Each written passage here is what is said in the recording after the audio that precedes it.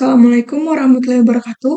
Perkenalkan nama saya Ketut Popi Damayanti dengan NIM 236500075 dari kelas B Program Studi Teknik Informatika Fakultas Teknik Universitas Dayun Ihsanuddin. Di sini saya akan menjelaskan terkait dengan tugas yang diberikan pada mata kuliah Sistem Informasi Geografis, di mana mencari artikel tentang data spasial dan data non-spasial. Sumber yang saya dapatkan yaitu dari www.technologies.co.id. Nah, langsung saja. Komponen sistem informasi geografis, salah satunya adalah data. Terdapat dua jenis data untuk mendukung SIG atau sistem informasi geografis, yaitu data spasial dan data non-spasial. Yang pertama, data spasial. Data spasial adalah data yang memiliki referensi geografis, yaitu informasi yang menunjukkan lokasi dan bentuk suatu objek di permukaan bumi. Data ini juga menggambarkan berbagai elemen fisik dan buatan manusia seperti jalan, bangunan, sungai, dan kawasan hutan. Selanjutnya, data spasial dapat disajikan dalam beberapa bentuk. Yang pertama, data vektor. Yang pertama, titik atau poin.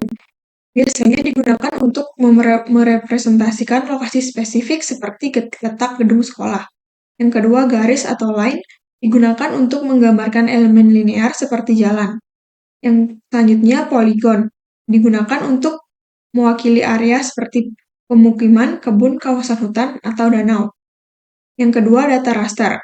Data raster berbentuk grid atau piksel, yang mana di setiap pikselnya mewakili informasi tertentu, seperti citra satelit atau peta elevasi. Data ini sering digunakan dalam analisis lingkungan dan pemetaan topografi. Sumber data raster yaitu citra satelit, penginderaan jauh, survei lapangan, dan peta topografi. Selanjutnya, data non-spasial. Data non-spasial, atau sering disebut dengan data atribut, adalah data yang melengkapi data spasial dengan memberikan informasi tambahan mengenai objek yang direpresentasikan. Data ini tidak memiliki referensi geografis langsung, tetapi berfungsi untuk menjelaskan karakteristik dari suatu objek. Data non-spasial biasanya tersimpan dalam bentuk tabel atau database yang terhubung dengan data spasial. Perbedaan antara data spasial dan data non-spasial. Data spasial dan data non-spasial memiliki perbedaan yang mendasar. Data spasial memiliki referensi geografis berupa koordinat atau lokasi di bumi dan disimpan dalam format vektor atau raster. Fungsinya adalah untuk mewakili bentuk serta lokasi objek seperti peta jalan atau citra satelit. Sementara data non-spasial tidak memiliki referensi lokasi dan biasanya disimpan dalam bentuk tabel atau basis data.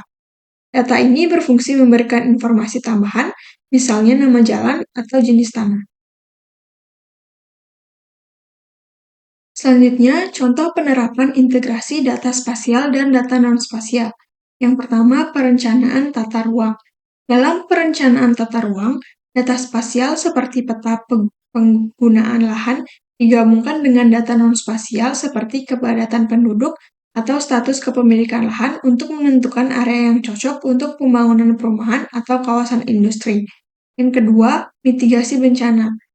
SIG atau Sistem Informasi Geografis digunakan untuk memetakan area rawan bencana atau data spasial dan mengintegrasikannya dengan data non-spasial seperti jumlah penduduk atau lokasi fasilitas penting untuk merancang rencana evakuasi yang efektif.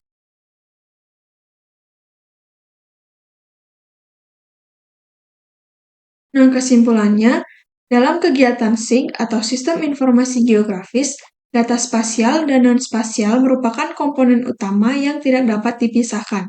Data spasial memberikan informasi mengenai lokasi dan bentuk suatu objek, sedangkan data non-spasial memberikan detail tambahan yang memperkaya analisis. Dengan mengintegrasikan kedua jenis data ini, sistem informasi geografis mampu memberikan solusi yang efektif untuk berbagai tantangan yang berbasis lokasi.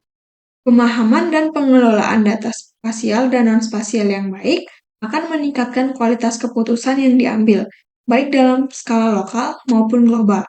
Oleh karena itu, pengembangan teknologi SIG dan peningkatan Kapasitas sumber daya manusia di bidang ini menjadi sangat penting untuk masa depan yang lebih baik. Demikian penjelasan tugas dari saya. Atas kesalahan dan kekurangannya mohon dimaafkan. Saya ucapkan terima kasih. Wassalamualaikum warahmatullahi wabarakatuh.